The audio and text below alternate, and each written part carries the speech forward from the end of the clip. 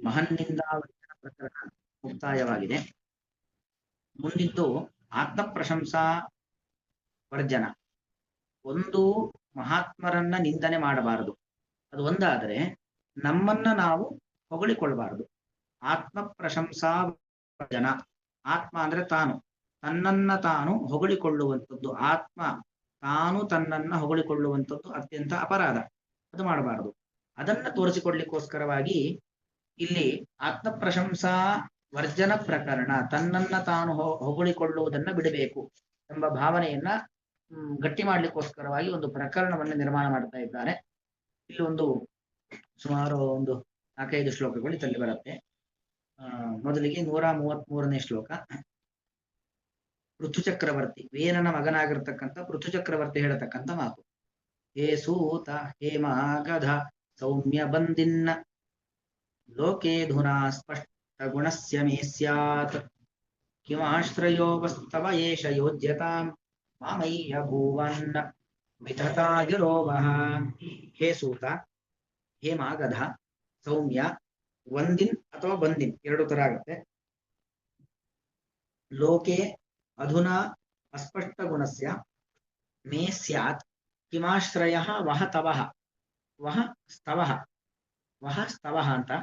ಏಷಃ ಯೋಜ್ಯತಾಂ ಮಾ ಮೈ ಅಭೂವನ್ ವಿತತಾಗಿರೋವಃ. ವೇನ ಅತ್ಯಂತ ದುಷ್ಟ ವ್ಯಕ್ತಿ. ವೇನನನ್ನು ಋಷಿಮುನಿಗಳು ಸಾಯಿಸ್ತಾರೆ. ವೇನನನ್ನ ಕೊಂದಾಗ ದೇಶದಲ್ಲಿ ಅರಾಜಕತೆ, ಅವನಿದ್ದಾಗಲೂ ಅರಾಜಕತೆ ಇತ್ತು, ಸತ್ತ ಮೇಲಂತೂ ರಾಜ ಯಾರು ಇಲ್ಲ ಅಂದ್ರೆ ಇನ್ನೂ ಅರಾಜಕತೆ ಜಾಸ್ತಿ ಆಯಿತು. ಆಗ ಋಷಿಮುನಿಗಳೆಲ್ಲರೂ ಕೂಡ ವಿಚಾರವನ್ನ ಮಾಡಿ ವೇನನ ಬಲತೊಡೆಯನ್ನ ಮಥನ ಮಾಡ್ತಾರೆ, ಕಡಿತಾರೆ, ಮಜ್ಜಿಗೆ ಕಡದ ಕಡಿತಾರೆ. ಆಗ ಹುಟ್ಟಿರ್ತಕ್ಕಂಥವನು ಪೃಥು. ಆ ವೇನನ ಮಗ ಪೃಥು, ವೈನ್ಯ ಅವನು. ವೇನನ ಮಗನಾದ್ರಿಂದಾಗಿ ವೈನ್ಯ ಅಂತನ ಹೆಸರು, ಪೃಥು ಎಂಬುದಾಗಿ ಕೂಡ ಹೆಸರು. ವಿಶೇಷವಾಗಿ ಭಗವಂತನ ಅಂಶಯುಕ್ತನಾಗಿರತಕ್ಕಂಥವನು, ಭಗವಂತನ ಅಂಶಾವತಾರ ಪೃಥು, ಸಾಕ್ಷಾತ್ ಅವತಾರ ಅಲ್ಲ, ಅಂಶಾವತಾರ. ಅವನು ರಾಜ ಪದವಿಗೆ ಬರ್ತಾ ಇದ್ದ ಹಾಗೆ, ಅದು ಜಗತ್ತಿನಲ್ಲಿ ಇರ್ತಕ್ಕಂಥ ಕ್ರಮ. ರಾಜ ಪದವಿಗೆ ಯಾರು ಬರ್ತಾರೋ ಅವನ ಬಗ್ಗೆ ಏನೂ ಗೊತ್ತಿಲ್ಲದೆ ಇದ್ರು ಕೂಡ ಅವನನ್ನ ಸಿಕ್ಕಾಪಟ್ಟೆ ಹೊಗಳ್ತಾರೆ. ಹಾಗೆ ಇಲ್ಲಿ ಪೃಥು ಚಕ್ರವರ್ತಿ ಆಗ್ತಾ ಇದ್ದ ಹಾಗೆ ಅವನನ್ನ ವಂದಿ ಮಾಗದರು ಅಂತ ಇರ್ತಾರಲ್ಲ, ಅವರ ಕೆಲಸವೇ ಹೊಗಳೋದು, ಅವರಿಗೆ ಹೊಗಳೋದೇ ಕೆಲಸ, ಅದಕ್ಕೋಸ್ಕರ ಸಂಬಳ ಇರುತ್ತೆ. ಆ ವಂದಿ ಮಾಗದರೆಲ್ಲರೂ ಕೂಡ ಯಥಾ ಪ್ರಕಾರ ಎಲ್ಲ ರಾಜರನ್ನ ಹೇಗೆ ಹೊಗಳುತ್ತಾರೋ ಇವನನ್ನು ಕೂಡ ಅದೇ ರೀತಿಯಲ್ಲಿ ಹೊಗಳಲಿಕ್ಕೆ ಶುರು ಮಾಡ್ತಾರೆ. ಆಗ ಪೃಥು ಚಕ್ರವರ್ತಿ ಕೊಡ್ತಕ್ಕಂಥ ಉತ್ತರ, ಹೇ ಸೂತ, ಎಲೆ ಸೂತರೆ ಅಂತ ಅವನ್ನೆಲ್ಲ ನಮ್ಮ ರಾಜರ ಪರಿವಾರ ಅಂದ್ರೆ ಸಾಮಾನ್ಯವಾಗಿ ರಥ ಓಡಿಸೋರನ್ನ ಸೂತ ಅಂತ ಕರೀತಾರೆ. ಇನ್ನು ಮಾಗಧ, ಇವರಲ್ಲಿ ಹೊಗಳೋರು ಬಂದಿಲ್, ಬಂದಿ ಅಥವಾ ವಂದಿ, ನಮಸ್ಕಾರ ಮಾಡೋರು. ಹೇ ಅಂತ ಇದರ ಸಂಬೋಧನೆ. ಹೇ ಸೌಮ್ಯ, ಎಲ್ಲ ಸೌಮ್ಯ ಸ್ವಭಾವವನ್ನು ಹೊಂದಿರತಕ್ಕಂತಹ ನೀವೆಲ್ಲ ಪರಿವಾರದವರೇ ಅಂತ ಎಲ್ಲರೂ ಸಂಬೋಧನೆ ಮಾಡಿ. ಲೋಕೆ ಅಧುನಾ ಅಸ್ಪಷ್ಟ ಗುಣಸ್ಯ, ನಾನು ಈಗಷ್ಟೇ ರಾಜನಾಗಿದ್ದೇನೆ.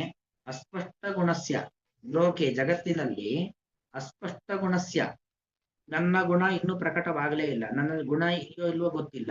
ಆಕಸ್ಮಿಕವಾಗಿ ಗುಣ ಇದ್ರೂ ಕೂಡ ಗುಣ ಪ್ರಕಟವಾಗಿಲ್ಲ, ಅಸ್ಪಷ್ಟ ಗುಣ. ಕಿಮಾಶ್ರಯ ಮೇ ಸ್ಯಾತ್, ನೀವು ನನ್ನನ್ನ ಅಂತವನು ಇಂಥವನು ಅಂತ ಹೊಗಳ್ತಾ ಇದ್ದೀರಲ್ಲ, ಏನನ್ನ ಅವಲಂಬಿಸಿಕೊಂಡು ನಾನೇನು ದೊಡ್ಡ ಕೆಲಸವನ್ನ ಮಾಡಿದ್ದೇನೆ ಅಂತ ನೀವು ನನ್ನ ಹೊಗಳ್ತಾ ಇದ್ದೀರಾ?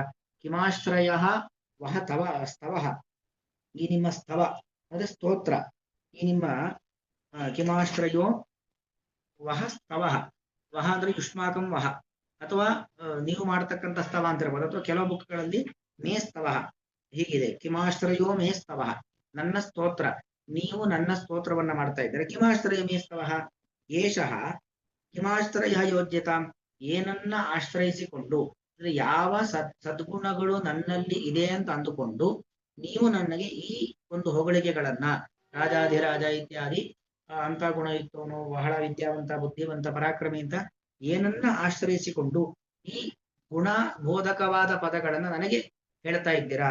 ಯೋಜ್ಯತಾ ವಹ, ನಿಮ್ಮ ಗಿರಹ ಮಾತುಗಳು ಮಯಿ ವಿಧತಾಹ ಮಾ ಅಭೂವನ್, ಅಭೂತ್ ಅಭೂತಾಂ ಅಭೂವನ್, ನೀವು ಆಡ್ತಕ್ಕಂಥ ಮಾತುಗಳು ನನ್ನಲ್ಲಿ ವಿಧತ ವ್ಯರ್ಥ ಆಗಬಾರದು. ಯಾಕಂದ್ರೆ ನಾವು ಒಬ್ಬ ವ್ಯಕ್ತಿ ಬಗ್ಗೆ ಏನೋ ಒಂದು ಹೇಳಿದ್ದೇವೆ ಅಂದ್ರೆ ಸತ್ಯವಾದ ಮಾತಾಗಿರಬೇಕು. ನೀವು ನನ್ನ ಬಗ್ಗೆ ಹೇಳ್ತಕ್ಕಂಥ ಮಾತುಗಳು ವ್ಯರ್ಥ ಆಗಬಾರದಲ್ವಾ, ಸುಳ್ಳಾಗಬಾರದಲ್ವಾ? ಯಾಕಂದ್ರೆ ಆ ಎಲ್ಲಾ ಗುಣಗಳು ನನ್ನಲ್ಲಿ ಇದೆಯೋ ಇಲ್ಲವೋ ಅನ್ನೋದು ನಿಮ್ಗೆ ಯಾರಿಗೂ ಕೂಡ ಗೊತ್ತಿಲ್ಲ. ನನ್ನ ಗುಣ ಜಗತ್ತಿನಲ್ಲಿ ಇನ್ನೂ ಪ್ರಖ್ಯಾತವೇ ಆಗಿಲ್ಲ. ಅಂದ ಮೇಲೆ ನೀವು ಯಾಕೆ ನನ್ನನ್ನು ಹೊಗಳ್ತಾ ಇದ್ದೀರಾ? ನೋಡಿ, ಯಾರಾದ್ರೂ ರಾಜ ಹೊಗಳಬೇಕು ಅಂತ ಕಾಯ್ತಾ ಇರ್ತಾನೆ. ಆದ್ರೆ ಪೃಥು ಎಂತ ಒಬ್ಬ ಮಹಾತ್ಮ ಅಂತ ಹೇಳಿದ್ರೆ, ನನ್ನನ್ನ ಹೊಗಳುತ್ತಾ ಇದ್ರೆ ಹೊಗಳಬೇಡಿ ಅಂತ ಹೇಳ್ತಾ ಇದ್ದಾನೆ. ಅಂದ್ರೆ ಮುಂದೆ ಇನ್ನೂ ಮಾತು ಬರುತ್ತೆ, ನೀನು ಹೊಗಳಬೇಕು ಅಂತಿದ್ರೆ ಭಗವಂತನನ್ನು ಹೊಗಳಿ. ಅವನು ಗುಣಪರಿಪೂರ್ಣನಾದವನು, ಸದ್ಗುಣ ಭರಿತನಾದವನು ಭಗವಂತ. ಅವನನ್ನು ಹೊಗಳಿ, ನನ್ನನ್ನು ಹೊಗಳಬೇಡಿ. ಒಂದ್ ವೇಳೆ ಹೊಗಳಬೇಕಾದ್ರೂ ಕೂಡ ಗುಣಗಳು ಗೊತ್ತಾಗದೆ ಸುಮ್ಮನೆ ಹೊಗಳಬೇಡಿ. ಗುಣ ಗೊತ್ತಾದ್ಮೇಲೆ ಬೇಕಾದ್ರೆ ಹೊಗಳಿ, ನನ್ನನ್ನಂತೂ ಹೊಗಳಬೇಡಿ ಅಂತ ಹೇಳ್ತಾನೆ ಮುಂದೆ. ಹೊಗಳೋದಿದ್ರೆ ಭಗವಂತನ್ನೇ ಹೊಗಳಿ ಅಂತ.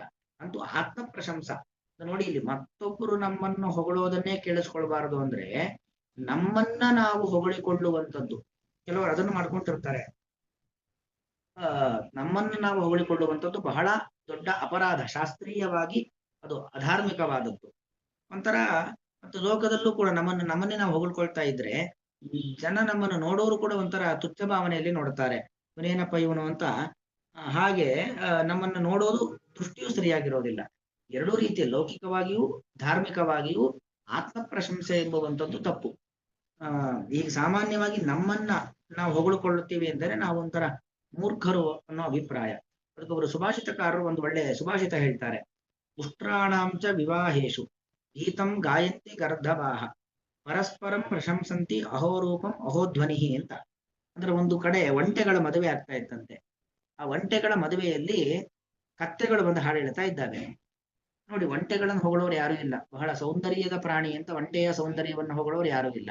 ಇನ್ನು ಕತ್ತೆಯ ಧ್ವನಿಯನ್ನ, ಕತ್ತೆ ಕೆಲಸವನ್ನು ಹೊಗಳುತ್ತಾರೆ ಹೊರತು ಕತ್ತೆ ಧ್ವನಿಯನ್ನು ಯಾರು ಹೊಗಳಲ್ಲ. ಕತ್ತೆಯ ಧ್ವನಿಯನ್ನು ಹೊಗಳೋರು ಕೂಡ ಜಗತ್ತಿನಲ್ಲಿ ಯಾರೂ ಇಲ್ಲ. ಒಂಟೆಗಳಿಗೆ ನಮ್ಮ ರೂಪವನ್ನು ಹೊಗಳೋರು ಯಾರೂ ಇಲ್ಲ ಅಂತ ಬೇಸರ. ಕತ್ತೆಗಳಿಗೆ ನಮ್ಮ ಕಂಠ ಮಾಧುರ್ಯವನ್ನು ಹೊಗಳೋರು ಯಾರೂ ಇಲ್ಲ ಅಂತ ಅವುಗಳಿಗೆ ಬೇಸರ. ಅದಕ್ಕೇನ್ ಮಾಡ್ತಿದ್ದಾರೆ, ಅವರವರೇ ಮಾತಾಡಿಕೊಂಡು, ಒಂಟೆಗಳಿಗೂ ಕತ್ತೆಗಳಿಗೂ ಒಪ್ಪಂದ, ನೀವು ನನ್ನನ್ನು ಹೊಗಳಿ, ನಾವು ನಿನ್ನನ್ನು ಹೊಗಳ್ತೀವಿ. ಅಂದ್ರೆ ಒಂಟೆಗಳ ಸೌಂದರ್ಯವನ್ನ ಹಾಡಿ ಹೊಗಳುತ್ತಾ ಇದ್ದಾವೆ ಕತ್ತೆಗಳು. ಕತ್ತೆಗಳ ಕಂಠದ ಕಾರ್ಕಶ್ಯವನ್ನ, ಕರ್ಕಶವಾದ ಧ್ವನಿಯನ್ನ ಹೊಗಳುತ್ತಾ ಇದ್ದಾರೆ ಒಂಟೆಗಳು. ಅಂದ್ರೆ ಹೀಗೆ ಮೂರ್ಖರಾಗ್ತೇವೆ ಅಂತ ಅರ್ಥ. ಯಾವತ್ತೂ ಕೂಡ ಆತ್ಮ ಪ್ರಶಂಸೆಯನ್ನ ಮಾಡಿಕೊಳ್ಳುವಂಥದ್ದು ಬಹಳ ತಪ್ಪು. ಕೆಲವರು ತಾವೇ ತಮ್ಮ ಹೊಗಳ್ಕೊಳ್ತಾರೆ. ಅದು ಸಾಲಲ್ಲ ಅಂತ ಮತ್ತೊಬ್ಬರಿಗೆ ದುಡ್ಡು ಕೊಟ್ಟು ಹೊಗಳಿಸ್ತಾರೆ. ಇವತ್ತೆಲ್ಲ ತುಂಬಾ ನಡೆಯುವಂಥದ್ದು ಅದೇ. ಮತ್ತೊಬ್ಬರಿಗೆ ದುಡ್ಡು ಕೊಟ್ಟು ಹೊಗಳಿಸ್ತಕ್ಕಂಥ ಹೊಗಳಿಸಿಕೊಳ್ಳುವಂಥದ್ದು ನಡೆಯುತ್ತೆ. ಅದು ಎಂದೆಂದಿಗೂ ಕೂಡ ಆಗ್ಬಾರದು. ಆತ್ಮ ಪ್ರಶಂಸ ಎಂಬುವಂಥದ್ದು ಬಹಳ ತಪ್ಪು. ನಮ್ಮನ್ನು ನಾವು ಹೊಗಳಿಕೊಳ್ಳಬಾರದು. ನಮ್ಮನ್ನು ನಾವಂತೂ ಹೊಗಳಿಕೊಳ್ಳೇಬಾರದು. ಇಲ್ಲಿ ಮತ್ತೊಬ್ಬರು ಹೊಗಳಿದ್ದನ್ನೇ ತಿರಸ್ಕಾರ ಮಾಡ್ತಾ ಇದ್ದಾನೆ ಎಂದಲೇ ನಮ್ಮನ್ನು ನಾವು ಹೊಗಳಿಕೊಳ್ಳುವಂಥದ್ದು ಅತ್ಯಂತ ಅಪರಾಧ, ಅದು ಸಲ್ಲದು ಅನ್ನೋದು ಅಭಿಪ್ರಾಯ. ವ್ಯಾಖ್ಯಾನ: ಯಥಾ ಶ್ರೇಯೋರ್ತಿಭಿ ಮಹನ್ನಿಂದ ನ ಕರ್ತವ್ಯ. ಶ್ರೇಯೋರ್ತಿಭಿ ಮಹನ್ನಿಂದ ನ ಕರ್ತವ್ಯ. ಶ್ರೇಯಸ್ಸನ್ನ ಬಯಸ್ತಕ್ಕಂಥ ವ್ಯಕ್ತಿಗಳು ಮಹಾತ್ಮರನ್ನ ನಿಂದನೆ ಮಾಡಬಾರದು. ಅದು ಕರ್ಮಣಿ ಪ್ರಯೋಗದಲ್ಲಿದೆ. ಶ್ರೇಯೋರ್ತಿಗಳಿಂದ ಮಹನ್ನಿಂದ ಮಾಡಲ್ಪಡಬಾರದು, ಕರ್ಮಣಿ ಪ್ರಯೋಗದಲ್ಲಿದೆ. ಕಾಮಹಪ್ರಯೋಗದ್ದು ತಥಾ ಆತ್ಮ ಪ್ರಶಂಸಾ ಅಪಿ. ಮಹಾತ್ಮರ ನಿಂದನೆ ಹೇಗೆ ಮಾಡಬಾರದು, ಆತ್ಮ ಪ್ರಶಂಸೆಯನ್ನ, ತನ್ನನ್ನ ತಾನು ಹೊಗಳಿಕೊಳ್ಳುವ ಕೆಲಸವನ್ನು ಕೂಡ ಮಾಡಬಾರದು. ಇತ್ಯೇತಂ ಅರ್ಥಂ, ಏತಂ ಅರ್ಥಂ, ಈ ವಿಚಾರವನ್ನ ಪ್ರತಿಪಾದಯಿತು ಇದಂ ಪ್ರಕರಣಂ, ಈ ವಿಚಾರವನ್ನ ತೋರಿಸಿಕೊಳ್ಳಿಕ್ಕೋಸ್ಕರವಾಗಿ ಪ್ರಕರಣ. ತತ್ರ ಆದು ಯದಾ ಪರಕೃತಮಪಿ ಸ್ವಾತ್ಮ ಪ್ರಶಂಸನಂ ನ ಶ್ರೋತವ್ಯಂ ತದಾ ಕಿಮು ವಕ್ತವ್ಯಂ ಸ್ವಪ್ರಶಂಸಾ ಸ್ವೇನ ನ ಕರ್ತವ್ಯ ಇತಿ ಇತ್ಯೇವಂ ಕೈಮುತ್ಯೇನ ಅಯಮರ್ಥಃ ಸಿದ್ಧ್ಯತಿ ಇತ್ಯಾಶಯೇನ ಸೂತಾದೀನ್ ಪ್ರತಿ ಋತುರಾಜೋಕ್ತಂ ದರ್ಶಯತಿ. ನೋಡಿ, ಅದು ಮೊದಲಿಗೆ ಪರಕೃತಮಪಿ ಸ್ವಾತ್ಮ ಪ್ರಶಂಸನಂ, ಮತ್ತೊಬ್ಬರು ಮಾಡಿರ್ತಕ್ಕಂಥ ಸ್ವಾತ್ಮ ಪ್ರಶಂಸೆ, ನನ್ನ ಪ್ರಶಂಸೆಯನ್ನ ನ ಶ್ರೋತವ್ಯಂ, ಕೇಳಿಸ್ಕೊಳ್ಬಾರದು ಅಂತಿರ್ಬೇಕಾದ್ರೆ ತದಾ ಕಿಮು ವಕ್ತವ್ಯಂ, ಕೈಮುತ್ಯ ನ್ಯಾಯ ಅಂತ. ಕಿಮು ವಕ್ತವ್ಯಂ ಸ್ವಪ್ರಶಂಸಾ ಸ್ವೇನ ನ ಕರ್ತವ್ಯ, ನನ್ನ ಪ್ರಶಂಸೆಯನ್ನ ನಾನೇ ಮಾಡಿಕೊಳ್ಳಬಾರದು ಅನ್ನೋದನ್ನು ಪ್ರತ್ಯೇಕವಾಗಿ ಮಾಡಿಬಿಟ್ಟು ಹೇಳ್ಬೇಕೇನು. ಇತಿ ಇತ್ಯೇವಂ ಕೈಮುತ್ಯೇನ, ಕೈಮುತ್ಯೇನ ಅಂದ್ರೆ ಪ್ರಶ್ನ, ನನ್ನನ್ನು ನಾನು ಹೊಗಳ್ಕೊಳ್ಳೋದು ತಪ್ಪು, ಮತ್ತೊಬ್ಬರು ಹೊಗಳಿದ್ದನ್ನೇ ಕೇಳಿಸ್ಕೊಳ್ಬಾರ್ದು ಅಂದಮೇಲೆ ನನ್ನನ್ನ ನಾನು ಹೊಗಳಿಕೊಳ್ಳುವಂಥದ್ದು ಅತ್ಯಂತ ತಪ್ಪಾಗಿರುವಂಥದ್ದು ಎಂಬುದಾಗಿ ಹೇಳ್ತಾ ಇದ್ದಾರೆ. ಅಯಮರ್ಥಃ ಸಿದ್ಧ್ಯತಿ. ಅಯಮರ್ಥ ಅಂದ್ರೆ ಈ ಒಂದು ವಿಷಯ, ಈ ಒಂದು ವಿಚಾರ. ಯಾವ ವಿಚಾರ? ನಮ್ಮನ್ನ ನಾವು ಹೊಗಳಿಕೊಳ್ಳಬಾರದು ಅಂತ ಗೊತ್ತಾಗತ್ತೆ. ಇತ್ಯಾಶಯೇನ, ಈ ಅಭಿಪ್ರಾಯದಿಂದ ಸೂತಾದೀನ್ ಪ್ರತಿ ಪೃಥುರಾಜೋಕ್ತಂ ದರ್ಶಯತಿ. ಸೂತಾದಿಗಳನ್ನು ಕುರಿತು ವೇನನ ಮಗನಾಗಿರ್ತಕ್ಕಂಥ ಪೃಥು ಅವನು ಹೇಳ್ತಕ್ಕಂಥ ಮಾತನ್ನ ಹೇಳ್ತಾ ಇದ್ದಾರೆ. ಹೇ ಸೂತೇತಿ, ಹೇ ಸೂತಾದಯ, ಎಲೆ ಸೂತ ಮೊದಲಾದವರೇ, ಅದುನ ಇಲ್ಲಿಯವರೆಗೂ, ಅದುನ ಅಂದ್ರೆ ಕಾಲವಾಸಿಯಾದ ವ್ಯಯ, ಇಲ್ಲಿಯವರೆಗೂ ಕೂಡ ಲೋಕೆ ಅಸ್ಪಷ್ಟ ಗುಣಸ್ಯ, ಜಗತ್ತಿನಲ್ಲಿ ನನ್ನ ಗುಣಗಳು ಯಾವುದೂ ಕೂಡ ಇನ್ನು ಸ್ಪಷ್ಟವಾಗಿ ಪ್ರಕಟವಾಗಲೇ ಇಲ್ಲ. ಲೋಕದಲ್ಲಿ ಯಾವುದೇ ನನ್ನ ಗುಣಗಳು ಕೂಡ ಇದುವರೆಗೂ ಪ್ರಕಟವಾಗಿಲ್ಲ. ಅಸ್ಪಷ್ಟ ಗುಣಸ್ಯ, ಅಪ್ರಕಟದ ಗುಣಸ್ಯ, ಮೇ ಏಷಃ ಸ್ತವಃ ಭವತ್ಕೃತಃ, ಕೋ ಗುಣಃ ಆಶ್ರಯಃ, ನಿಮ್ಮ ಹೊಗಳುವಿಕೆಗೆ ನನ್ನ ಯಾವ ಗುಣ ವಿಷಯ, ಯಾವ ಗುಣವನ್ನ ಆಶ್ರಯಿಸಿಕೊಂಡು ನಿಮಿತ್ತೀಕರಿಸಿಕೊಂಡು ಯಾವ ಗುಣವನ್ನ ಅವಲಂಬಿಸಿಕೊಂಡು ಈ ಸ್ತೋತ್ರ ಮಾಡ್ತಾ ಇದ್ದೀರಾ. ಯಸ್ಯ ಸಹ ಕಿಮಾಶ್ರಯ, ಕಹ ಗುಣ ಆಶ್ರಯ ಯಸ್ಯ ಸಹ ಕಿಮಾಶ್ರಯ ಅಂತ ಅಲ್ಲಿ ಶ್ಲೋಕದಲ್ಲಿ ಕಿಮಾಶ್ರಯ ಅಂತಿದೆ. ಅದಕ್ಕೆ ಅರ್ಥ ಅದು ವಿಗ್ರಹ ವಾಕ್ಯ. ಯಾವ ಗುಣವು ನಿಮ್ಮ ಹೊಗಳುವಿಕೆಗೆ ಆಶ್ರಯವಾದದ್ದು. ವಹ ಗಿರಹ, ನಿಮ್ಮ ಮಾತು, ಮೈ ವಿತತಾಹ, ವಿತತ ಅಂದ್ರೆ ವ್ಯರ್ಥ, ಬಾಧಿತ ವಿಷಯ, ಬಾಧಿತ ವಿಷಯ ಸುಳ್ಳು ಅಂತ ಅರ್ಥ. ಸುಳ್ಳು ಮಾ ಭೂವನ್ ಆಗಬಾರದು. ಮಾ ಅಭೂವನ್ ಅಂತ, ಅಭೂತ ಭೂತಾಂ ಅಭೂವನ್, ಮಾ ಇದ್ದಾಗ ಅಕಾರ ಬರೋದಿಲ್ಲ, ಹಾಗಾಗಿ ಮಾ ಭೂವನ್ ಅಷ್ಟೇ. ಇದಂ ಯೋಜ್ಯತಾಂ ವಿಚಿತ್ಯತಾಂ, ಈ ನಿಮ್ಮ ಯೋಜನೆ, ಯೋಜನೆ ಅಂದ್ರೆ ನಿಮ್ಮ ಮಾತುಗಳ ಒಂದು ಯೋಜನೆ, ನನ್ನ ಮೇಲೆ ಏನ್ ಮಾತಾಡ್ತಿದ್ದೀರ ಅದೆಲ್ಲ ಬಗ್ಗೆ ಚೂರು ವಿಚಾರ ಮಾಡಿ ಅಂತ ಹೇಳ್ತಾ ಇದ್ದಾನೆ. ಇದಮುದಿತಂ ಭವತಿ, ಒಟ್ಟು ಅಭಿಪ್ರಾಯ, ಏತೇ ಸೂತಾದಯ ಅಸ್ಮತ್ ಸ್ತವನಂ ಕರ್ತುಂ ಸ್ತವನಂ ಕರ್ತುಂ ಆಗತಾಃ, ನನ್ನ ಸ್ತೋತ್ರ ಮಾಡ್ಲಿಕ್ಕೆ ಬಂದಿದ್ದಾರೆ. ಆತ್ಮಸ್ತವನಂತ ನ ಶೋತವ್ಯಂ, ನಮ್ಮನ್ನ ನಾವು ಹೊಗಳೋದು, ನಮ್ಮನ್ನ ಮತ್ತೊಬ್ಬರು ಹೊಗಳೋದು ಕೂಡ ಕೇಳಿಸ್ಕೊಳ್ಬಾರ್ದು. ಅತಃ ಇದಾನೀಂ ತಾವತು ಅಸ್ಪಷ್ಟ ಗುಣತ್ವಂ ನಿಮಿತ್ತಂ ವ್ಯುತ್ಪಾದ್ಯ ಪರಿಹರಾಮಃ. ಕಿಂ ಉತ್ತರ ಕಾಲ ಚಿಂತೆಯ ಮರ್ತ್ಯಾನಾಮಿತಿ, ಅಂದ್ರೆ ಈಗಂತೂ ಅವ್ರನ್ನ ಏನು ಬೀಸದೊಣ್ಣೆಯಿಂದ ತಪ್ಪಿಸ್ಕೊಟ್ರೆ 1000 ವರ್ಷ ಆಯುಷ್ ಅಂತ ಹಾಗೆ, ಇವಾಗಂತೂ ನನಗೆ ಆ ಆತ್ಮ ಪ್ರಶಂಸೆಯನ್ನ ಕೇಳಿಸ್ಕೊಳ್ಳಿಕ್ಕೆ ಬೇಡ. ಯಾಕೆ? ಕೇಳಿಸ್ಕೊಳ್ಳೋದು ಕೂಡ ತಪ್ಪು. ಹಾಗಾಗಿ ಇವಾಗ ಕಾರಣ ಕೊಡಬಹುದು. ಏನ್ ಕಾರಣ ಕೊಡಬಹುದು? ಅಸ್ಪಷ್ಟ ಗುಣಸ್ಯ, ನನ್ನಲ್ಲಿ ಗುಣಗಳೇ ಪ್ರಕಟವಾಗದೇನೆ ಹೇಗೆ ಹೊಗಳ್ತೀರಾ ಅಂತ ನಾನೇನ್ ಮಾಡಬಹುದು? ಪ್ರಶ್ನೆ ಮಾಡಬಹುದು. ಸದ್ಯಕ್ಕಂತೂ ಪರಿಹಾರ ಮಾಡ್ಕೊಳ್ಳೋಣ. ಅತಃ ಇದಾನೀ ತಾವತ್ತು, ಈ ಮೊದಲಿಗೆ ಅಸ್ಪಷ್ಟ ಗುಣತ್ವಂ ನಿಮಿತ್ತಂ ವ್ಯುತ್ಪಾದ್ಯ, ಅಸ್ಪಷ್ಟ ಗುಣ, ನನ್ನ ಗುಣವೇ ಪ್ರಕಟವಾಗಿಲ್ಲ ಎಂಬತಕ್ಕಂಥ ಕಾರಣವನ್ನ ಕೊಟ್ಟು, ನಿಮಿತ್ತ ಅಂದ್ರೆ ಕಾರಣ, ಕಾರಣವನ್ನ ವ್ಯುತ್ಪಾದ್ಯ ತೋರಿಸಿ, ಪರಿಹಾರಾಮಃ, ಏನ್ ಪರಿಹಾರ ಮಾಡ್ಕೊಳ್ಳೋದು? ಹೊಗಳುವಿಕೆಯಿಂದ ದೂರ ಬಂದ್ಬೇಡ, ಅದನ್ನ ನಿಲ್ಸೋಣ. ಕಿಮು ಉತ್ತರ ಕಾಲ ಚಿಂತೆಯ ಮರ್ತ್ಯಾನ, ಮುಂದೆ ಹೊಗಳದಾಗಿ ಯಾಕೆ, ಅದು ಯಾಕೆ ಚಿಂತೆ ಈಗ? ಈಗಂತೂ ಹೊಗಳ್ತಾ ಇದ್ದಾರೆ, ಬೀಸೋದೊಣ್ಣೆಯಿಂದ ತಪ್ಪಿಸ್ಕೊಳ್ಬೇಕು, ಈಗ ನಿಲ್ಸುವಂತೆ ಮಾಡೋಣ ಎಂಬುದಾಗಿ ಈ ಅಭಿಪ್ರಾಯದಿಂದ ನಿಲ್ಲಿಸ್ತಾ ಇದ್ದಾನೆ ಪೃಥು ಚಕ್ರವರ್ತಿ ತನ್ನ ಹೊಗಳುವಿಕೆಯನ್ನ. ಹೇ ಸೂತ, ಹೇ ಮಾಗಧ, ಹೇ ಸೌಮ್ಯ, ಹೇ ಬಂದಿನ್, ಇದೆಲ್ಲವೂ ಕೂಡ ರಾಜನ ಪರಿವಾರದ ಒಂದು, ರಾಜನನ್ನ ಹೊಗಳಿಕ್ಕೋಸ್ಕರ ಇರತಕ್ಕಂಥ ಒಂದು ಪರಿವಾರ, ಅವರಿಗೆ ಮಾಡತಕ್ಕಂಥ ಸಂಬೋಧನೆ.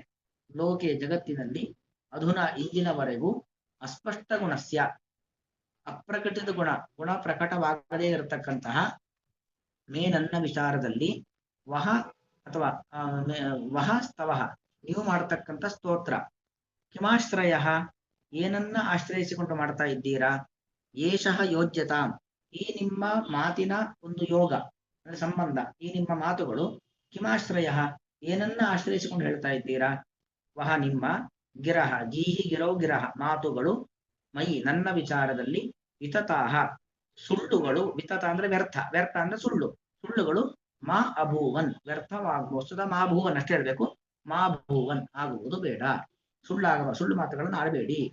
ಹೇ ಸೂತ, ಹೇ ಮಾಗಧ, ಸೌಮ್ಯ ಬಂದಿನ್ನ, ಲೋಕೇಧುನಾ ಸ್ಪಷ್ಟ ಗುಣಸ್ಯ ಮೇ ಸ್ಯಾತ್, ಕಿಮಾಶ್ರಯೋ ವಸ್ತವ ಏಷ ಯೋಜ್ಯತಾಂ, ಮಾಮಯ್ಯ ಭೂವನ್ ವಿತಥಾ ಗಿರೋ ವಹ. ಶ್ರೀಕೃಷ್ಣಾರ್ಪಣಮಸ್ತು.